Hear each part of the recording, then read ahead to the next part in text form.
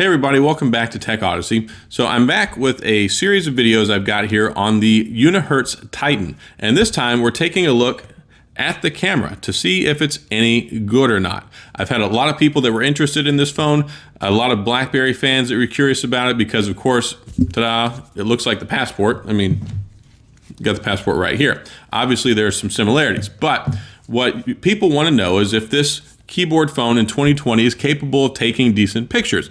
And surprisingly, it does. It's got a 16 megapixel primary shooter on the back. It's got an 8 megapixel front facing selfie camera. So I was able to go out, take some pictures. You get to see some of downtown Houston. If you've never been to Texas before, you get to see some of the battleground at San Jacinto and also some pictures of our wonderful San Jacinto Monument and even the battleship Texas. So let's go ahead and take a look at the camera and see how good it is. Before we get into that, I do want to say if this is your first time stopping by the channel, I appreciate you being here. If you enjoy the video, please hit the like and the subscribe button and the little notification bell so you can get updates on the latest videos. Now, let's take a look at the camera.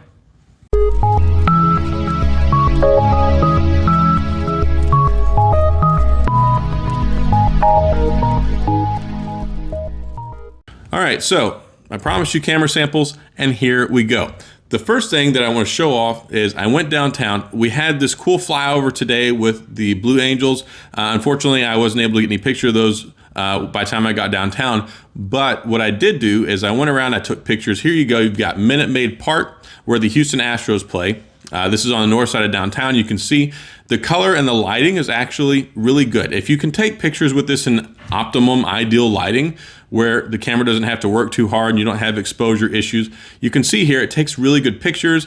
The Toyota Center where the Houston Rockets play, there were some other downtown buildings I was able to take a look at, and the pictures turned out pretty sharp. The colors are actually pretty natural and the sharpness is pretty good too. You don't have a whole lot of issues with edge detection around the buildings, but these are not anything complex, but you can see here that they actually do look pretty decent. It's a little bit better than I expected for a $339 phone.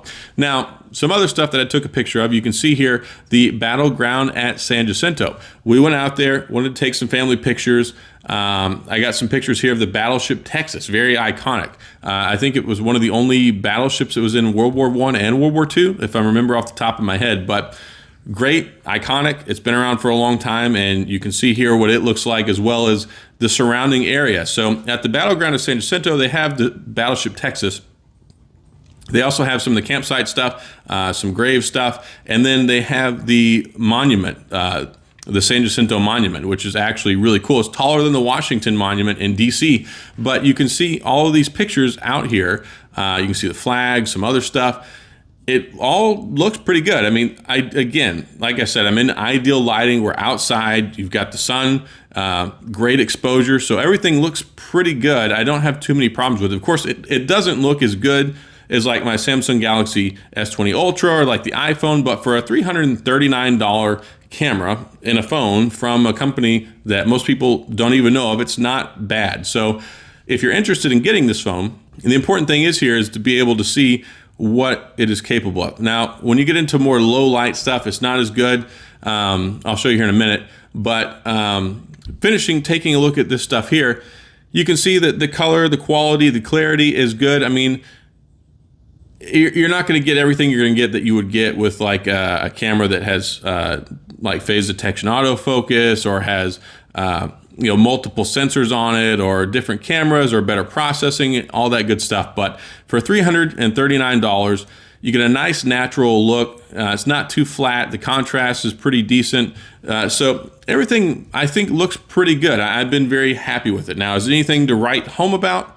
No, not so much, but I mean, with the pictures that we do have on here, I think it looks pretty good. Now, talking about the selfie camera is not so great. I mean, it takes okay pictures. I mean, it's nothing that you're going to want to write home about. If you get into low light, you can see here it really isn't all that great, as well as the primary shooter.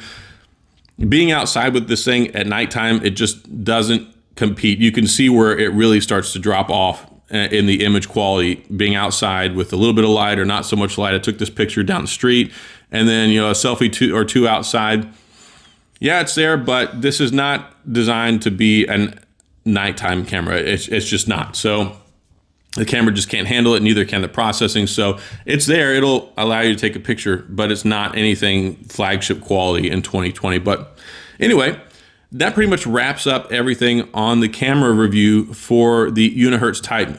Lots of color and camera samples here that I was able to show off to you. You could see what it's capable of. Moral of the story is if you're out in a ideal lighting situation, you're going to see that it's capable of taking some decent pictures.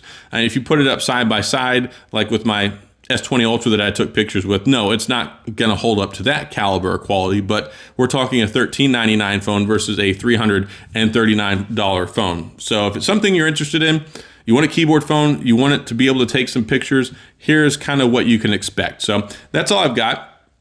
If you have any questions or comments, please feel free to leave them down in the comment section. I'll get back with you. If you enjoyed the video, like I said in the beginning, please hit the like and the subscribe button and the little notification bell so you can get updates on the latest videos. Thanks again. I appreciate you watching, and I'll see you guys next time.